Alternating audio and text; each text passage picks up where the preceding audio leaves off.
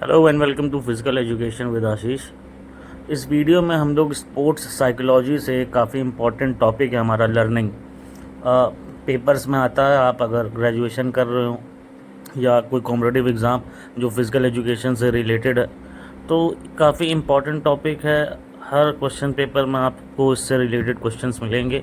तो आइए इस वीडियो में इसको हम लोग समझते हैं, कवर करते हैं। सारी इम्पोर्टेंट चीज़ें जो क्वेश्चंस जिससे बनते हैं वो सब इस वीडियो में हम लोग ने कवर किया है।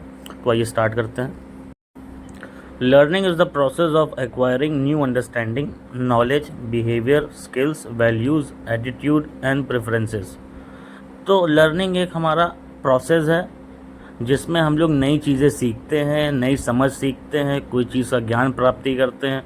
कोई भी नई चीज़ हम सीख रहे हैं, कोई बेसिक चीज़ हो या कोई बहुत कॉम्प्लिकेटेड चीज़ हो, तो वो पूरा प्रोसेस जो इन्वॉल्व्ड है उस नई चीज़ को सीखने में, उस प्रोसेस को हम लोग लर्निंग कहते हैं। उसके बाद है लॉज ऑफ लर्निंग। देखिए कई लॉज हैं, जितने भी इम्पोर्टेंट लॉज हैं वो हम लोग सब कवर करेंगे। तो उसको आप ध्यान दीजिएगा कि लॉ किसने इंट्रोड्यूस किया, कब किया और लॉ का मतलब क्या है, ये हमें समझना है। तो in early 1900 Edward L Thorndike introduces the 3 laws of learning, also known as primary law of learning. तो 1900 में एडवर्ड एल थॉर्नडाइक ने 3 लॉ ऑफ लर्निंग को इंट्रोड्यूस किया। नए 3 मतलब उनने 3 लॉ दिए जिसको हम लोग प्राइमरी लॉ ऑफ लर्निंग के नाम से भी जानते हैं। तो आइए हम लोग तीनों प्राइमरी लॉज को देख लेते हैं। तो पहला हमारा लॉ है लॉ ऑफ रेडीनेस। रेडीनेस मतलब रेडी रहना, मतलब हम तैयार हैं कि नहीं तैयार हैं। तो सबसे पहली बात ये हो जाती है कोई भी चीज़ को सीखने के लिए कि वो इंसान जिसको सीखना वो तैयार है कि नहीं। अगर वो इंसान तैयार ही नहीं है तो वो लर्निंग प्रोसेस को स्टार्ट ही नहीं कर पाएगा। तो सबसे इनिशियल स्टेज हमारा लॉज ऑफ लर्निंग का या पहला लॉ आप बोल लीजिए वो है लॉ ऑफ रेडीनेस। ठीक है, a person can only learn when he is physically and mentally ready to learn. जब वो तैयार है तभी वो लर्निंग प्रोसेस को स्टार्ट कर सकता है। सेकेंड लॉ है हमारा लॉ ऑफ एक्सरसाइज। देखिए नाम से समझ में आ रहा है, एक्सरसाइज करना मतलब किसी चीज़ के ऊपर काम करना। जो भी चीज़ हम सीखना चाह रहे हैं, जब हम उस पर काम करेंगे, मेहनत करेंगे, तो फिर वो चीज़ को हम सीख पाएंगे या उस नॉलेज या उस स्किल को हम एक्वायर कर पाएंगे। तो the law of exercise state constant repetition of any activity. जो एक्टिविटी, जो चीज़ हमें सीखनी है वो हम कितना कॉन्स्टेंटली रिपीट कर रहे हैं, उस पर कितना मेहनत कर रहे हैं, वो ये लॉ दर्शाता है। This law divides into 2 parts, namely the law of use और लॉ ऑफ डिसयूज़। अब देखिए क्वेश्चन ऐसे बनते हैं, क्वेश्चन ऐसे आते हैं कि किस लॉ को law of use and law of disuse भी बोला जाता है। तो हमें याद रखना है जो हमारा सेकेंड लॉ है प्राइमरी लॉ का, लॉ ऑफ एक्सरसाइज को हम लोग law of use and disuse भी बोलते हैं। तो देखिए इसमें जो लॉ ऑफ यूज़ है उसका मतलब ये है promoted correct practice makes a man perfect. तो अगर हम लोग सही तरीके से एक्सरसाइज करेंगे, देखिए हमें एक्सरसाइज करना है लेकिन एक इफ़ेक्टिव वे में हमें एक्सरसाइज करना है, तभी हम उससे आउटपुट निकाल पाएंगे। जो हमारा लर्निंग है, जो भी चीज़, उसको हम एक्वायर कर पाएंगे। ठीक है, फिर जो लॉ ऑफ डिसयूज़ है said that if a learned concept is not revised the chance of retention are very weak. तो अगर हम प्रॉपरली एक्सरसाइज नहीं करेंगे, चीज़ों को रिवाइज नहीं करेंगे, तो ये एक तरीके का डिसयूज़ हो जाएगा हमारे लर्निंग प्रोसेस में और फिर वो एक नेगेटिव इम्पैक्ट उससे पड़ेगा। तो इसीलिए हम लोग लॉ ऑफ डिसयूज़ कहते हैं। तो लॉ ऑफ डिसयूज़ ये बताता है कि अगर हम लोग रेगुलर रिपीटिशन या रिवीजन नहीं करेंगे उस चीज़ का जो हमें लर्न करनी है, तो फिर उससे एक हमारा नेगेटिव इम्पैक्ट पड़ेगा। फिर थर्ड लॉ हमारा है law of effect, satisfaction, annoyance. तो ये तीनों नाम से हम थर्ड लॉ को जानते हैं, law of effect, law of satisfaction या लॉ ऑफ अनॉयंस। तो आइए इसमें समझते हैं। ठीक है, this law also known as law of pleasure and pain. तो इस लॉ को हम लोग law of pleasure and pain के नाम से भी जानते हैं। क्वेश्चन ऐसे ही बनते हैं कि किस लॉ को हम लोग law of pleasure and law of pain के नाम से जानते हैं। तो हमें याद रखना है जो हमारा थर्ड लॉ है लॉ ऑफ इफेक्ट, उसको हम लोग प्लेजर एंड पेन के नाम से जानते हैं। देखिए ये लॉ हमें ये समझाता है कि जब जो लर्नर है, जब उसने अपनी चीज़ को, जो भी चीज़ वो एक्वायर, जो नॉलेज एक्वायर करना चाह रहा था, स्किल एक्वायर करना चाह रहा था, जब वो कर लेता है तो उसके बाद या तो उसे प्लेजर मिलता है, वो खुश रहता है, उसका नाम होता है, उसको सेल्फ सेटिस्फैक्शन मिलता है, खुशी मिलती है। उस प्रोसेस को कंप्लीट करके, या अगर वो फेल हो गया अनफॉर्चुनेटली, उसने अगर मान लीजिए लर्निंग प्रोसेस को नहीं ग्रैस्प कर पाया, नहीं सीख पाया, तो फिर उसे पेन होता है। तो ये आपका ये समझ लिए कि आउटपुट पे डिपेंड करता है। It involves the emotional reaction of the learner. तो इसमें जो लर्नर के जो इमोशंस हैं वो एक्सप्रेस होते हैं, वो दिखाई देते हैं कि उसको अच्छा लग रहा है या बुरा लग रहा है। When learner faces satisfaction and joy in learning process, he always learns effectively। और जब जो लर्नर है अगर उसे खुशी मिल रही है, अगर वो मोटिवेटेड है और इस लर्निंग प्रोसेस से खुश है, मतलब ये लर्निंग प्रोसेस उसके लिए बोझ नहीं बन रहा है, उसे अच्छा लग रहा है, उसे खुशी मिल रही है सीखने में, तो वो एक अच्छा इफ़ेक्टिवली आउटपुट देगा और इफ़ेक्टिवली इस प्रोसेस को कंप्लीट कर ले जाएगा। ठीक है, तो ये हमारे 3 प्राइमरी लॉ थे जो थॉर्नडाइक ने, एल्बर्ट एल थॉर्नडाइक ने दिए थे। अब आइए हम लोग कुछ, ये 3 हमारे सामने सेकेंडरी लॉ ऑफ लर्निंग है, आइए इनको भी देख लेते हैं। ये भी इम्पॉर्टेंट है, आपको इनका मतलब पता होना चाहिए। तो इसमें पहला आपका law of primacy, learning that takes place in the beginning is the best and lasting. देखिए प्रिमेसी से मतलब प्री मतलब पहले, तो वो चीज़ जो आप एकदम स्टार्टिंग में इनिशियली सीखते हैं वो बेस्ट होती है और लास्टिंग होती है, मतलब आपको अच्छे से और काफ़ी लंबे समय तक याद रहती है। फॉर एग्ज़ाम्पल देखिए, जब हम लोग पढ़ाई स्टार्ट करते हैं तो स्टार्ट हम लोग A for apple, B for ball, C for cat से हम लोग करते हैं, और उसके बाद पढ़ते पढ़ते हम लोग 10th 12th सब पार कर जाते हैं, मतलब तब से हम लोग पढ़ ही रहे रहते हैं। लेकिन जो चीज़ हमने फर्स्ट डे या एकदम स्टार्टिंग में सीखी थी जैसा आपका ABCD हो गया, तो वो हमें हमेशा के लिए याद रह जाती है। अब हम आपसे पूछेंगे कि क्लास 8th में आप हिस्ट्री में कौन कौन से चैप्टर पढ़े थे, तो शायद आपको ना याद हो, क्योंकि वो बीच में आपने याद किया था और अच्छे से आप याद करके एग्ज़ाम दे के अच्छे मार्क्स भी पाए होंगे। लेकिन क्योंकि वो ये यहाँ पे आप समझ लिए लॉ ऑफ प्रिमेसी दिखाई दे रही है कि कोई चीज़ जो हम लोग बीच में सीखते हैं, याद करते हैं, वो उतने समय तक याद नहीं रहती है।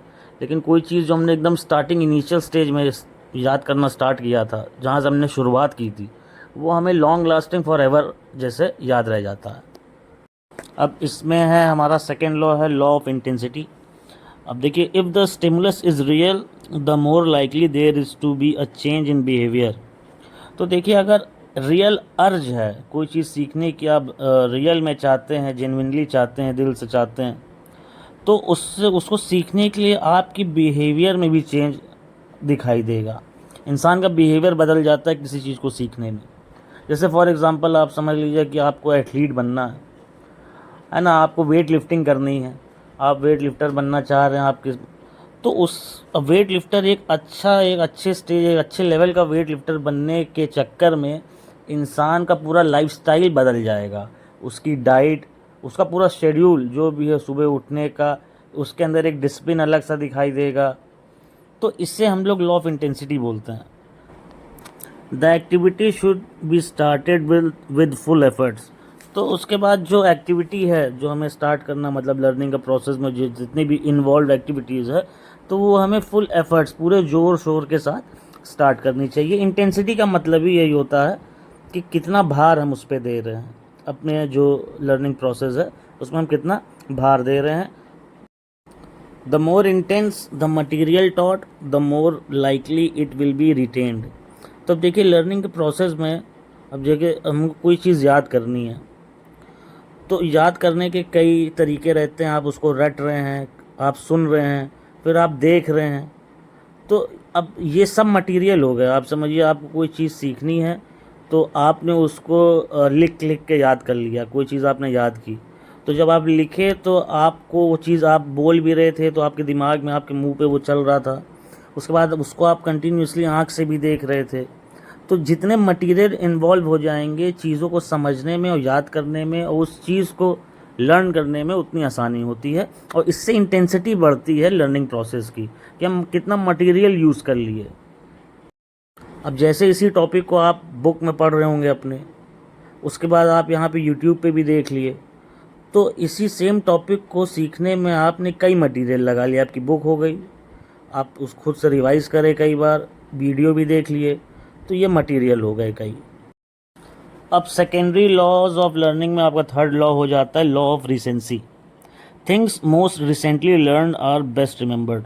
जो चीज़ें आप हाल में ही याद किए हैं वो आपको अच्छे से बेहतर तरीके से याद रहेगी, है ना। जैसे अब जो चीज़ आप 6, 7, 8, 9 कोई पुरानी क्लासेस में याद किए होंगे तो आपको वो उस तरीके से नहीं याद होगी। अगर कुछ याद थोड़ी बहुत होगी तो मतलब फेड हो जाती हैं यादें। अब जैसे अगर हम आपसे पूछे कि आज आपने क्या खाया था, आप बता लोगे। अब हम आपसे पूछे कि 2 हफ्ते पहले आपने यहाँ पे क्या खाया था, तो फिर घर पे क्या बना था, तो आप वो नहीं बता पाओगे, 1-2 दिन का बता लोगे, है ना। तो ये होता है लॉ ऑफ रिसेंसी। तो जो चीज़ें हम लोग अभी हाल में ही देखे हुए हैं या याद किए हैं तो हमें अच्छे से याद रहती है। Frequent revive and summarization help fix in the mind the material covered. तो हमें फ्रीक्वेंटली लगातार बेसिस पे हमें चीज़ों को रिवाइज करते रहना चाहिए। तो जब हम चीज़ों को रिवाइज करेंगे तो यही जो लॉ ऑफ रिसेंसी है, इसी लॉ के तहत चीज़ें हमें अच्छे से याद रहेंगी। तो आइए कुछ और इम्पॉर्टेंट थ्योरीज ऑफ लर्निंग को हम लोग देख लेते हैं। तो सबसे पहले आती है classical theory. Classical theory was given by Plato. आपको नाम याद रखना है कि थ्योरी को किसने दिया था। तो ये पहली देखिए, पहला नाम तो हम लोग ने एडवर्ड एल थॉर्नडाइक पढ़ लिया, जिनने लॉज ऑफ लर्निंग, वही आपके जो प्राइमरी लॉज हैं उनको दिया था। काफ़ी इंपॉर्टेंट है वो, आपको नाम याद रखना है। उसके बाद अभी हम जो दूसरा नाम पढ़ रहे हैं, प्लेटो। क्लासिकल थ्योरी जो सबसे पुरानी थ्योरी मानी जाती है, classical theory was the oldest theory. सबसे पुरानी लर्निंग पे थ्योरी दी गई है और किसने दिया है, प्लेटो ने। According to this theory an individual can learn new things on the basis of the old और प्रीवियस नॉलेज। तो ये लॉ के हिसाब से, ये जो लॉ में बताता है, ये जो थ्योरी प्लेटो ने दी, उसमें हमको ये समझ में आता है कि कोई भी चीज़ जो हम नई सीख रहे हैं वो बेस्ड रहती है पुराने नॉलेज पे। जैसे आपके टीचर जो आपको स्कूल में पढ़ाते थे, है ना, या जो बुक जिससे आप पढ़ रहे हैं वो किसी ने लिखी है तो वो कहीं से नॉलेज उसने एक्वायर की, आपके टीचर ने कहीं से नॉलेज एक्वायर की, उसको नॉलेज है, फिर वो आपको ट्रांसफ़र कर रहा है, आप उसी ओल्ड नॉलेज से आप सीख रहे हैं। तो ये थ्योरी हमारी क्लासिकल थ्योरी है जो प्लेटो ने दी थी। नेक्स्ट है बिहेवियरिस्ट थ्योरी। अब देखिए, ये बिहेवियर पे बात हो रही है। जब हम लोग साइकोलॉजी पढ़ते हैं तो आपको पता है psychology is study of behaviour. तो एक थ्योरी है जो लर्निंग के लिए, थ्योरीज ऑफ लर्निंग में आती है, बिहेवियरिस्ट थ्योरी। किसने दिया था, जॉन वॉटसन ने। याद रखना है, देखिए नाम बहुत इंपॉर्टेंट है, डायरेक्ट क्वेश्चन ऐसे बनते हैं कि बिहेवियरिस्ट थ्योरी किसने दी थी, है ना। ऑप्शन आपके सामने रहेंगे तो कन्फ्यूजन बहुत होता है, तो ये चीज़ आप याद कर लीजिएगा, जॉन वॉटसन, ठीक है। और Watson is the founder of behaviourism. तो बिहेवियरिज्म के फाउंडर कौन है, वॉटसन। इससे भी क्वेश्चन बनते हैं, काफ़ी इंपॉर्टेंट है। Watson believe that behaviourist is a purely objective experimental branch of natural science with a goal to predict and control behaviour. तो जो लर्निंग है, चाहे जो साइकोलॉजी, स्पोर्ट्स साइकोलॉजी जब हम लोग पढ़ते हैं या हम लोग लर्निंग पढ़ते हैं तो पूरा कॉन्सेप्ट इंसान के बिहेवियर पे डिपेंड करता है। ये जो थ्योरी है ये हमें ये बताती है कि learning depends on the behaviour of a particular person. देखिए, इंसान के बिहेवियर से, जैसे अब एग्जांपल हम लोग ले लेते हैं, इंसान के बिहेवियर से उसमें डिसिप्लिन कितना है वो समझ में आता है। और डिसिप्लिन एक बहुत बड़ा मेजर रोल प्ले करता है एक इफेक्टिव लर्निंग प्रोसेस में। तो इस तरीके से जॉन वॉटसन ने समझाने की कोशिश की कि बिहेवियर क्या मेजर रोल प्ले करता है in the theory of learnings. आइए आगे देखते हैं। फिर आपका ये भी काफ़ी इंपॉर्टेंट है, क्लासिकल कंडीशनिंग, ठीक है। तो क्लासिकल कंडीशनिंग थ्योरी किन्होंने दी थी, आइवन पावलोव, ठीक है। ये रशिया के थे। फिर से मैं रिपीट कर रहा हूँ, थ्योरी के साथ किन्होंने थ्योरी दी थी उनके नाम आपको याद होना चाहिए, डायरेक्ट क्वेश्चन बनते हैं। अब ये जो थ्योरी थी वो टीचर सेंट्रिक थी। टीचर सेंट्रिक मतलब एक टाइप, ये एक्सपेरिमेंट है, एक्सपेरिमेंट कंप्लीट होने के बाद इससे एक थ्योरी दी गई। और ये जो थ्योरी है वो टीचर बेस्ड है, मतलब इसमें जो मेन रोल है वो टीचर का है। तो आइए हम लोग अभी आगे समझते हैं ये कैसे है। और स्टूडेंट इसमें पैसिव है, मतलब मेन जो इसमें जो रोल है वो टीचर का है। अब इसमें है क्या, स्टिमुलस देन रिस्पॉन्स। स्टिमुलस मतलब कोई चीज़ की अर्ज है जो हमें करना है, उसका हम फिर रिस्पॉन्ड करेंगे, रिएक्ट करेंगे, और उसको रिएक्शन में हम लोग, मतलब कोई एक्शन होगा उसको हम रिएक्ट करेंगे। तो ये चीज़ होती है। आइए एक्सपेरिमेंट हम लोग समझते हैं। तो आइवन पेवलोव के द्वारा एक एक्सपेरिमेंट किया गया था। उसमें एक डॉगी रहता है। तो एक्सपेरिमेंट वो ये करते हैं कि उस डॉग को वो जब खाना देने जाते थे तो वो ये देखते थे कि उसके मुंह में सलाइवा आने लगता है। देखिए, मुंह में पानी आने लगता था उस डॉगी के, जब भी वो खाना देने उसको जाते थे। तो उन्होंने एक काम ये करना स्टार्ट कर दिया था कि जब भी उस डॉगी को वो खाना देने जाते थे तो साथ में बेल बजाते थे।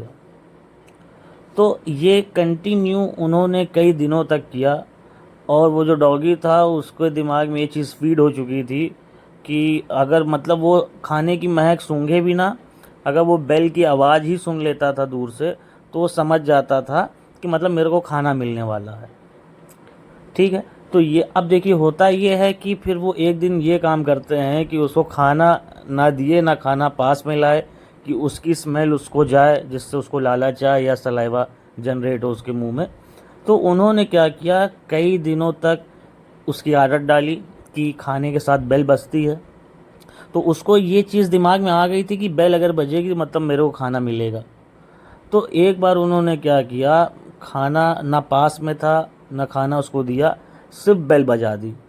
तो उस कुत्ते के दिमाग में ये चीज़ आ गई, उस डॉगी के दिमाग में ये आ गया कि अब मेरे को खाना मिलने वाला है। तो देखा क्या किया, खाना ना पास में था उसके, ना खाने की महक आ रही थी, ना खाना वो देख रहा था। उसके बाद भी उसके मुंह से सलाइवा जनरेट हो रहा था, सलाइवा निकल रहा था। तो ये हमें ये चीज़ दिखा रहा था कि उस डॉगी की अब आदत बन चुकी थी कि वो सिर्फ बेल की आवाज़ से ही उसका सलाइवा निकलने लगता था, जबकि पहले जब वो खाना देखता था तब सलाइवा निकलता था। तो इस एक्सपेरिमेंट ने उस डॉगी का माइंड ही ऑल्टर करके रख दिया था। तो आप ये समझ जाइए, किसी को अगर आप कोई लत, कोई एक चीज़, लत नहीं हम कहेंगे, कोई एक आदत आप डाल देंगे तो फिर वो उसके दिमाग में सब कॉन्शियस माइंड में फीड हो जाती है, और फिर वो एक टाइप का रिफ्लेक्स बन जाता है। वो इंसान या वो जानवर फिर वो अपने आप ही करने लगता है। एक और एग्जांपल से इसको समझते हैं। आपने देखा होगा अपने स्कूल डेज़ में भी, और अगर आज भी आप जाके स्कूलों में देखेंगे तो आपको एक चीज़ दिखेगी। आप जैसे ये समझ लीजिए कि बोल दिया गया है बच्चों को, आप क्लास में टीचर हैं, बच्चों को बोल दिया गया है कि या हॉल में बच्चे बैठे हैं कि आपको छुट्टी हो भी जाएगी, बेल नहीं बजेगी, या बेल बजी भी तो तब आपको तब भी 10 मिनट रुकना है, रुक के जाना है। तो लेकिन उसके बाद अचानक से जब बेल बजेगी तो मेजॉरिटी बच्चों की, मेजर बच्चे क्या होंगे, वो बेल की आवाज़ सुनते ही खड़े हो जाएंगे, बैग लेके खड़े हो जाएंगे। मतलब वो तुरंत जाना, एक बार को जैसा अगर आप उनको बोल के भी रखे हो कि जाना नहीं, उसके बाद भी वो रिएक्ट कर देंगे उस बेल पे। तो आप रिलेट कर सकते हैं, ये एक्सपेरिमेंट था। और ठीक है, तो ये हमारे लॉज ऑफ लर्निंग जो हम लोग पढ़ रहे हैं इसका पार्ट 1 था। कुछ लॉज और बचे हैं, 3 से 4 लॉज और बचे हैं, वो हम लोग दूसरी वीडियो में देख लेंगे।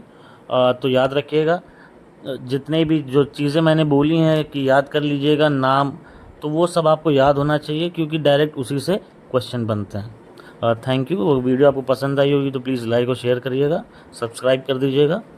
थैंक यू, मिलते हैं अगली वीडियो में।